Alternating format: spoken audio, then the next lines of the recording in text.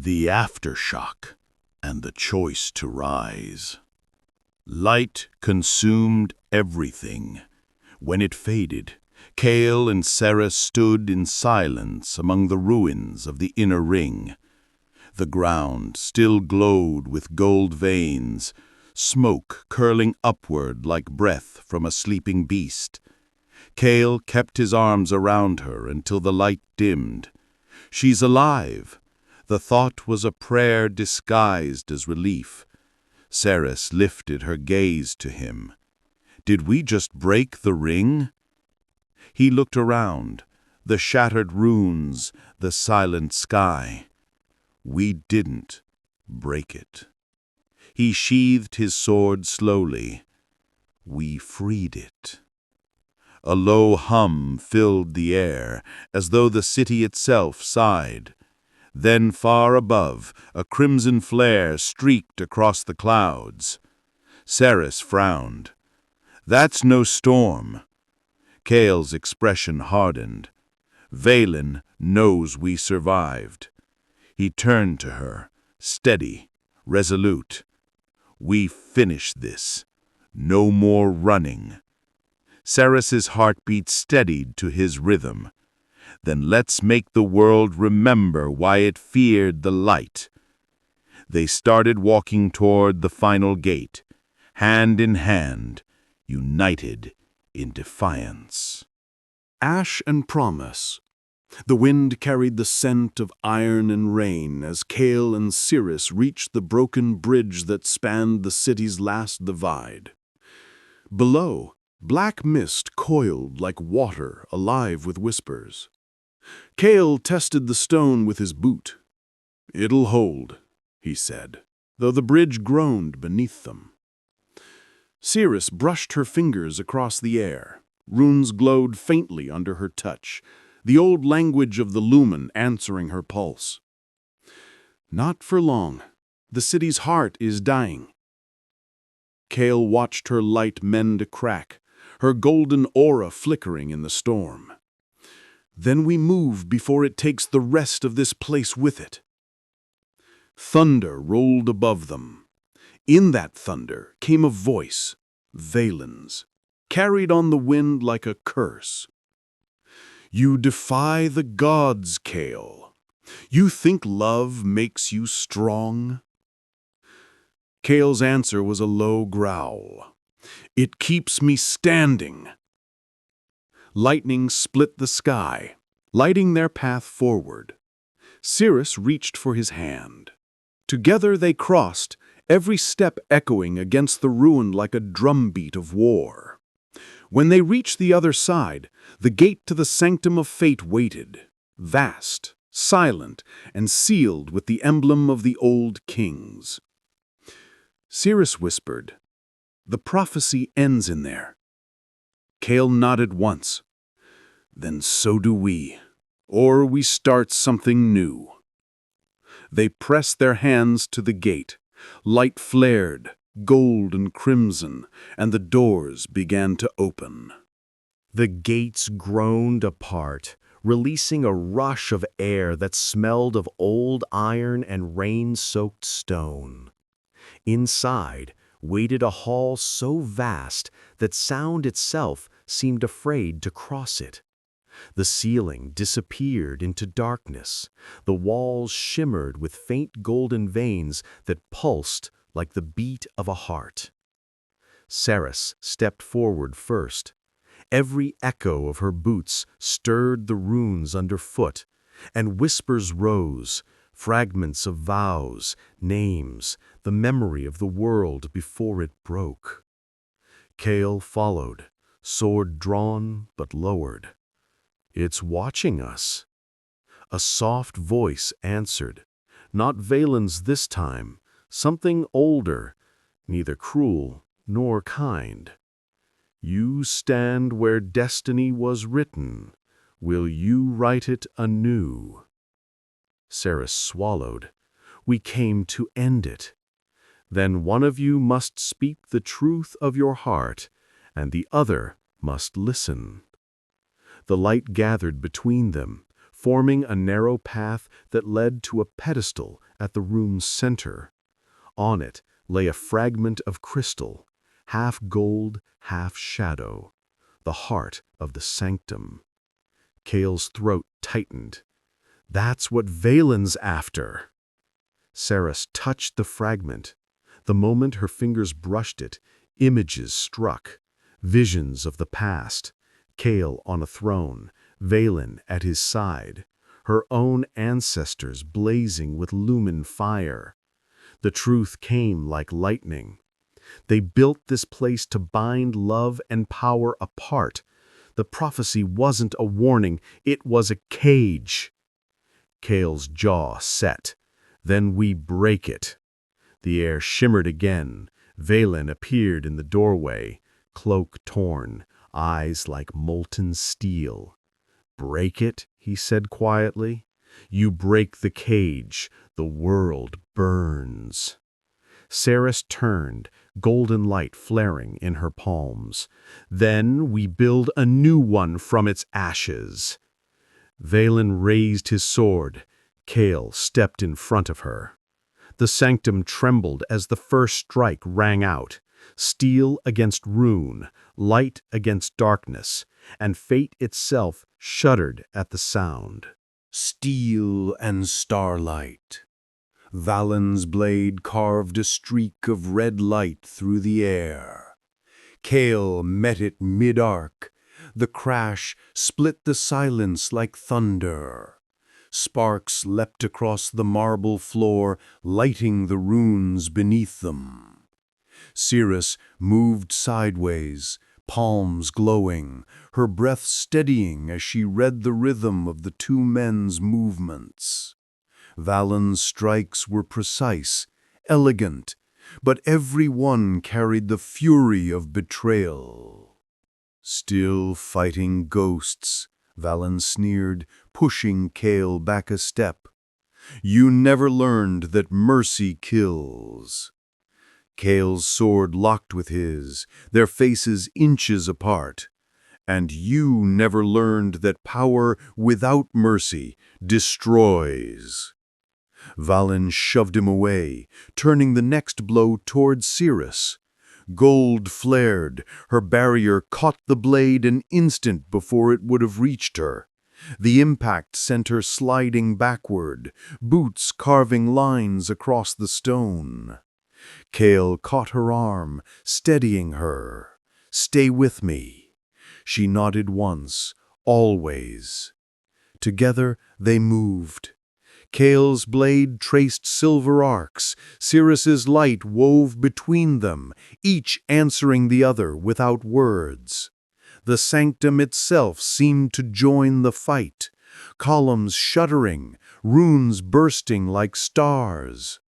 Valen faltered only when his sword met Kael's and sparks exploded into his eyes. Seris seized the moment, flinging a line of light that coiled around Valen's wrist, yanking him to his knees. He looked up at her, defiant, even in defeat. You think you can erase me? No, she said quietly. Only you can choose to stop being what broke you. For a heartbeat, his expression shifted. Pain, memory, loss. Then he tore free, stumbling back toward the heart of the sanctum. Kael's voice rose over the roar of magic. Valen, don't! Valen drove his blade into the crystal. The chamber screamed with light. The blast threw them apart, gold and crimson spiraling like twin storms. Seris hit the floor hard, vision swimming. Through the glare she saw Kael stagger to his feet, his outline burning with the same mixed light now flooding the room. The crystal pulsed once, twice, then cracked down the center. When the glow faded, 3 figures remained, Kael, Seris, and Valen, each marked by a fragment of the heart embedded in their chests, glowing faintly through torn fabric and blood. Valen stared at his hands, horrified. "What have we done?" Kael's answer was a whisper. "We've bound our fates." The echo of the explosion still rolled through the ruins long after the light had faded. The air hung heavy with ash and the scent of burnt magic. Kael forced himself upright, chest aching around the shard that now pulsed under his skin. Seris was already on her knees beside him, light trembling at her fingertips. "Don't move," she whispered. He caught her wrist gently. "I'm fine." Her eyes flashed. "You're bleeding light, Kael. That's not fine." He tried to smile, failed, and looked past her to where Valen knelt at the shattered heart. The red fragment in Valen's chest flickered like a dying ember. "What happened?" Seris asked. Valen's voice was hoarse. "The heart chose all of us. It doesn't want a victor. It wants balance." Kael rose, every movement sending a thread of pain down his ribs. "Balance between what?" Valen said, "Between what we were and what we become. The prophecy's true end isn't death, it's unity." Sarah shook her head. "Unity built on blood never lasts." The runes around them began to hum, brightening until the chamber bathed in gold and crimson light. Shadows peeled away from the walls, forming outlines of the ancient kings, the creators of the sanctum. One of them stepped forward, a figure of pure light. "The bond you share binds the realms. One of you must carry the darkness. One must carry the light. One must guard the boundary between." Valen stared at the spectre, "And if we refuse, then the world falls apart again." Seris looked at Kael, the same decision forming in both their eyes. Kael took a step toward the spectre. "Tell us how to end it." The figure raised a hand, pointing to the heart's remains. "Restore what you've broken. Reforge it with will, not fear. Only love strong enough to bear the cost can hold it together." The word love seemed to vibrate through the chamber. Kael felt Seris's fingers brush his. She whispered, "We started this together, we finish it together." Valen watched them, the ember in his chest dimming. "Then let me be the one who carries the darkness," he said quietly. "It's all I have left." Kael met his eyes. For the first time, there was no anger, only understanding. "Then I'll hold the boundary," Kael said. "Seris carries the light." She turned to him, voice trembling. "If you do this, you'll be tied to this place." He smiled faintly. "I was tied to fate long before I met you. You're the only part of it I chose." The chamber brightened, the three of them stepping into the circle of runes. The fragments in their chests began to glow, threads of gold and crimson weaving between them, like a heartbeat reborn. Light burst upward, spilling through the cracks in the sanctum and out into the dark sky above. The circle blazed with a light so fierce that even the dust glittered. Kael felt the pull of the runes tugging at his heartbeat, each thrum matching the glow in Seris's hands. The air vibrated with the voices of the kings. 3 wills, 1 purpose. Valen spread his arms. Crimson light poured from his chest and flowed toward the broken heart. The runes around him burned scarlet. His face twisted with the strain, but he didn't falter. Seris lifted her palms. Gold flared from her fingers and wrapped around the red. the two colors weaving until the space between them shimmered like molten glass. Kael stood between them, grounding the energy, his blade driven into the floor. Silver light crawled along the sword, forming a lattice that held the opposing powers apart without letting them destroy each other. "Steady," he said through his teeth. "We hold until it fuses." Seris's voice was barely a whisper. "Kael, it's fighting us." He looked up. The light around the heart buckled, threatening to explode outward. Valen shouted, "It needs more than magic. It needs a reason to exist." Kael understood. He turned to Seris, forcing the words through the roar of power. "Then give it one." She met his gaze, eyes bright with tears and fire, and "Because love is stronger than prophecy," she said, and poured everything she was into the light. The runes screamed, then quieted. The colors merged, crimson, gold, silver, forming a single steady flame. The heart floated between them, whole again, beating with the rhythm of all three. Kael reached out and caught Seris's hand. The flames sank into their joined palms, leaving behind a faint sigil that pulsed in time with their hearts. The light faded. The floor stilled. Valen staggered but remained standing, his eyes clearer than they had been in years. "It's done," he breathed. "The world won't break again." Kael turned to Seris. "Nor will we." Outside, thunder rolled, not from storm, but from the sky itself, settling into peace. Seris leaned her head against his shoulder. "So what happens now?" He looked toward the dawn, spilling through the shattered ceiling. "We start over." The dawn after fire. The first sunrise over the ruined city came silent. No horns, no bells, no shouts, just wind drifting through the hollow towers. The air smelled of wet stone and new beginnings.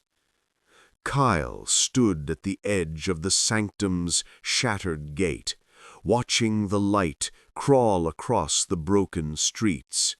For the first time in years, the runes on his armor were dim. Peace felt strange, like a sword with no weight.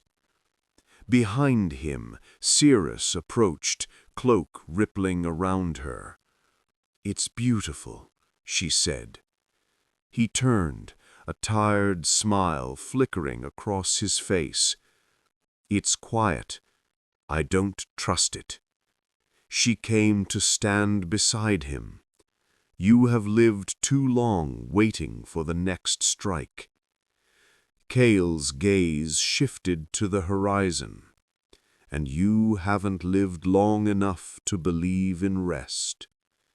They fell silent, the faint hum of the rebuilt heart still pulsing through the city beneath their feet. Valen appeared from the stairway, pale but alive. The crimson glow in his chest had faded to a faint ember. "The wards are stabilizing. The power we gave the heart is feeding the land again." Seris studied him for a moment. "And you?" He met her eyes. "Still paying the price, but I can bear it." Kael inclined his head. "You kept your word." His reply was simple. "You gave me a chance to." He turned toward the city. "The council will come. Someone must meet them. Kael looked at Seris, then back at Valen. We will. Together. Valen gave a small nod and walked away, his silhouette fading into the morning mist. Seris exhaled, relief and sadness tangled in her breath. Do you think they'll ever forgive him? Kael watched the place where Valen had vanished. Forgiveness isn't the end, it's the beginning. She smiled faintly. Then maybe this is ours too. He reached for her hand, fingers brushing hers. No fire, no lightning, only warmth. Let's see what a world looks like when it isn't trying to destroy us. The wind shifted, carrying the scent of rain and new earth. The sun climbed higher, scattering the last of the shadows. For now, that was enough. The road beyond the gate. By the second sunrise, the storm clouds had cleared from the horizon. The city that once glowed with war now shimmered faintly with threads of gold in every crack. Kael stood before the outer gates, adjusting the strap of his cloak, while Seris tightened the bandages on her forearm. The wind that swept through the gates carried warmth. For the first time, it didn't smell of smoke. Seris looked back at the skyline. Hard to leave it behind. Kael nodded. Every king leaves something behind. I'd rather it be peace than ashes. They stepped onto the bridge that led out of the valley. The stone beneath their feet thrummed softly, the same pulse that beat within the reforged heart. Halfway across, Kael paused. He said, "Listen." Far below, rivers that had long been poisoned now ran clear. Birds circled the spires, their cries sharp and alive. The world was remembering itself. Seris smiled, brushing a strand of hair from her face. The city breathes again. Kael met her gaze. Because you did. She laughed softly. You helped. Maybe, but you were the light that refused to die.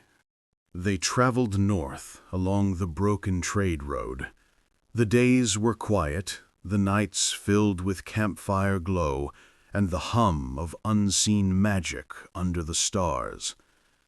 Kael repaired his sword by hand, smoothing new runes into the blade with the tip of his dagger. Seris studied him from across the fire. You still don't sleep much. He shrugged. Habit. When you've lived too long under siege, silence feels like an ambush. She tossed him a small pouch. Herbs. Helps the mind rest. He caught it, smiling faintly. You planning to make a healer out of me? Maybe a man who dreams once in a while. The night deepened, wind whispering through the trees. Somewhere far to the south, thunder rolled. Not war this time, only weather. Kael leaned back, watching the sparks drift upward. When I sat on a throne, I thought power meant command. Now I think it just means responsibility that never ends. Seris poked at the fire. Then rule wisely, even if there's no throne. He looked at her, the firelight turning her eyes to gold. With you beside me, maybe I will. The words settled between them, simple and unadorned, truths finally free of prophecy. A night wind stirred the flames higher, scattering sparks across the dark road ahead. The road led them through valleys where grass had already begun to reclaim the ruins. When the sun rose on the seventh day, they saw smoke in the distance, not the black coils of burning cities, but the soft gray of cooking fires. A settlement clung to the ridge below, a patchwork of rebuilt cottages and half-standing walls. The people who spotted Kael and Seris from the gates raised no weapons. They simply stared as though the pair had stepped out of legend. An old woman approached first. "Are you travelers or ghosts?"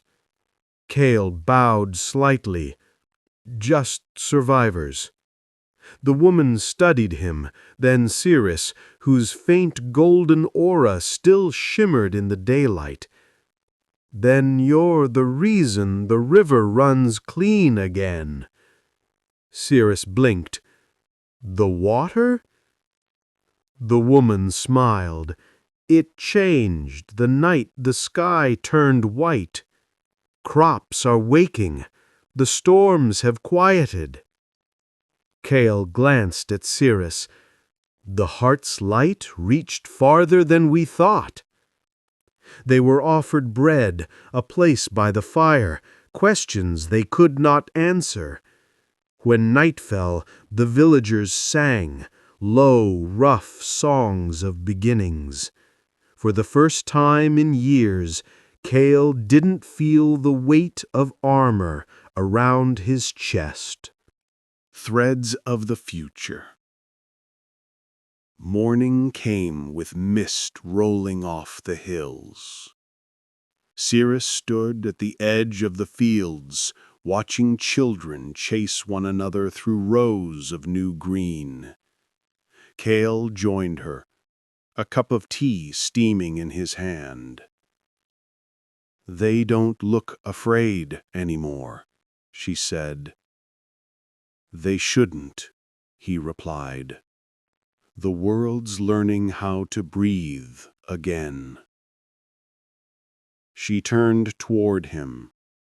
"And us?" Kael took a slow breath. "We keep walking until there's nowhere left that needs mending." She smiled. "That could take a lifetime." He met her eyes. "Then we'll have something worth the time." A messenger from the north arrived before midday. A young scout bearing a weathered banner of the old dominions. "The council has fallen, but new alliances are forming. They ask for a king to guide the rebuilding." Kael looked toward the horizon, then back at Seris. "A king?" She shook her head. "Maybe the world needs something better. Two leaders who remember what it cost to save it." He considered that, then smiled. "Then we'll lead together or not at all." The messenger bowed and left them at the gate. Kael reached for her hand. The sigil on their palms shimmered faintly, the same light that now ran through the rivers. Seris looked down the road that curved toward the sea. "Where to next, my king?" Kael laughed softly. "Anywhere the world still needs a little light." They started walking as the wind caught their cloaks, carrying the scent of rain and renewal. The city behind them faded into the morning haze, a memory of what was won and what was lost. Echoes of light. They followed the coast for 3 days, where cliffs dropped into white-crested water, and the wind sang through the broken watchtowers. On the fourth morning, a signal fire flickered ahead. Kael approached carefully, hand on his sword hilt. The camp belonged to wanderers, men and women with the faint shimmer of lumen marks on their skin. When Seris stepped into view, the camp stilled, as though they had seen a ghost. A young man bowed low. "We felt the heart awaken," he said. "It called to us in our sleep." Seris studied the faces around the fire. "You're descendants of the old houses." "Scattered," the man admitted. "Hiding, but the light burns again." Kael lowered his guard. "Then help us keep it steady." The wanderers nodded, hope flickering like embers catching dry wood. That night, the sea glowed faintly blue beneath a rising moon. While the camp slept, Kael kept watch on the cliffs. The calm broke with a whisper, the sound of metal scraping stone.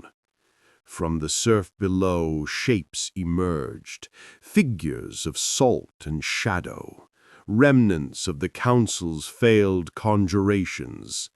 Their eyes burned pale, empty.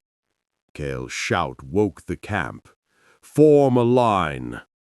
Seris lifted her hands. Golden light burst outward, carving runes in the air. The tide recoiled, hissing. Kael met the first of the shadows head-on, his blade cutting through mist and memory alike. When the last shade dissolved, the cliffs were quiet again. Only the hiss of the retreating waves remained. Sarah sank to her knees, breath ragged. They still hunt what they don't understand. Kael knelt beside her, steadying her shoulders. Then we teach them what they can never kill. Fire at dawn.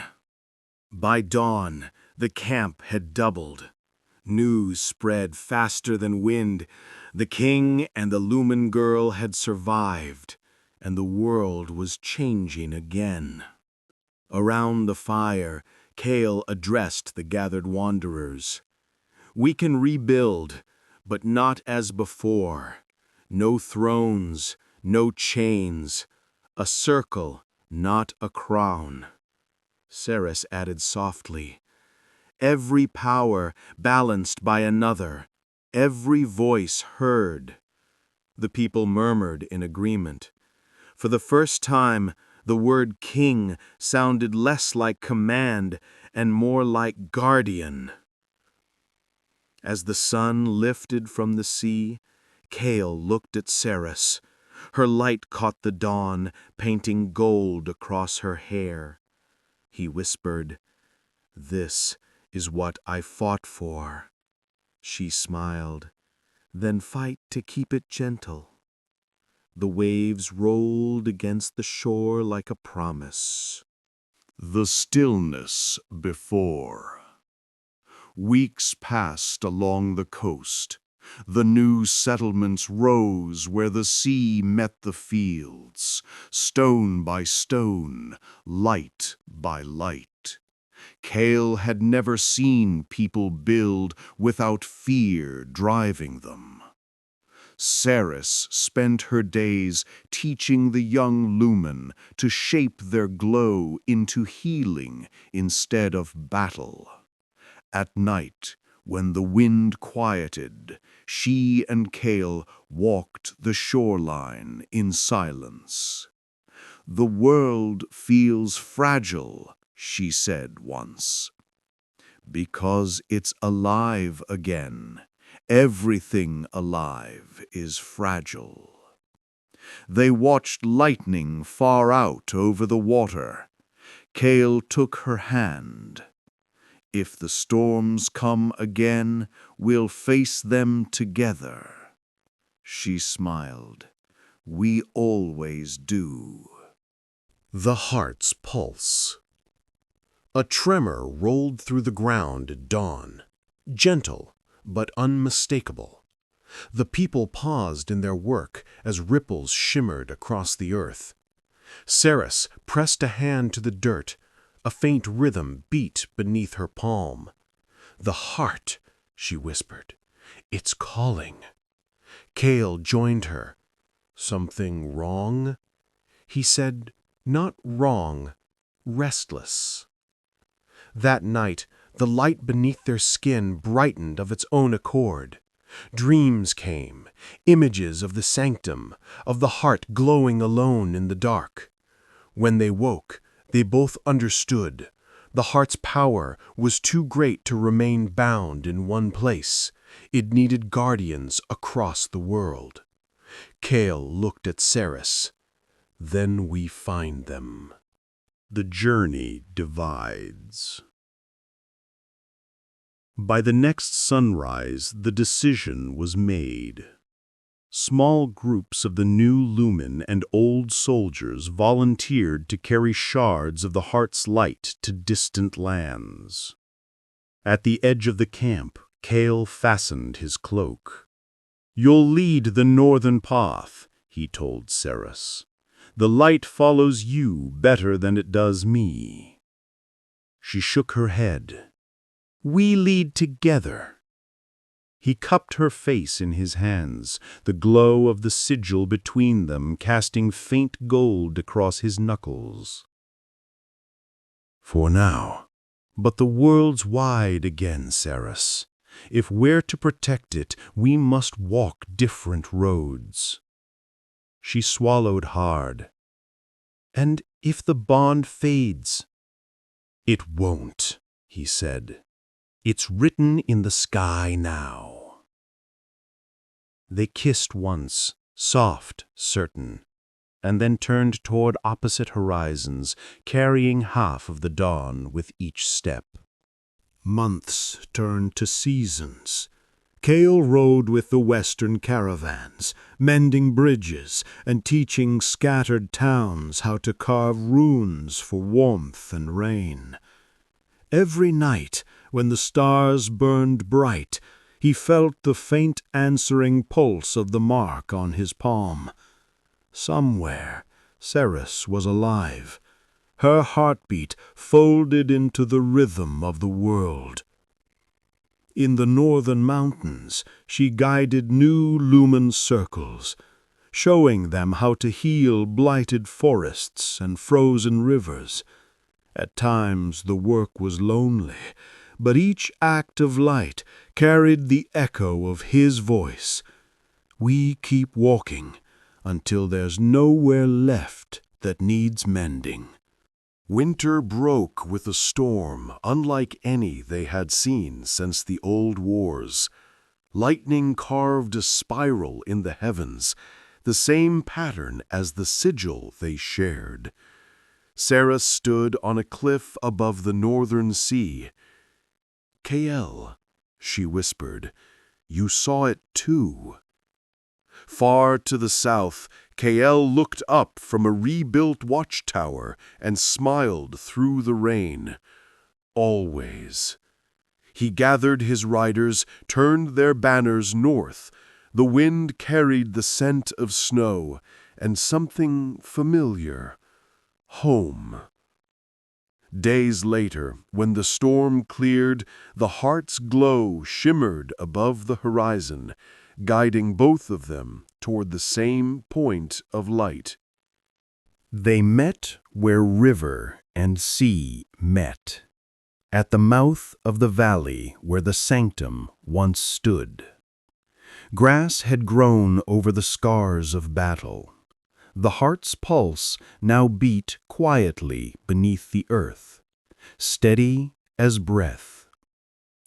Seris arrived first, cloak dusted with frost. When Kael rode into view, she laughed through tears. "You took your time, my king." He dismounted, pulling her into his arms. I was making sure the world didn't fall apart while I was gone." She rested her head against his chest. "And it's holding." They stood together as the first light of spring broke across the valley. Villagers gathered in the distance, singing the songs of the new age. Kael and Seris walked hand in hand to the water's edge, the sigil on their palms glowing softly. "This is where it began," she said. "And where it continues," he replied. "No thrones, no chains, just us and a world worth guarding." They watched the sunrise until the gold touched every stone, every wave, every life their choices had saved. The heart's pulse blended with their own, and for the first time since the wars, the land was utterly still. Seris smiled. "What now?" Kael brushed a strand of hair from her face. "Now," he said, "we live." The wind carried their laughter across the valley, folding it into the rhythm of a world remade. The end.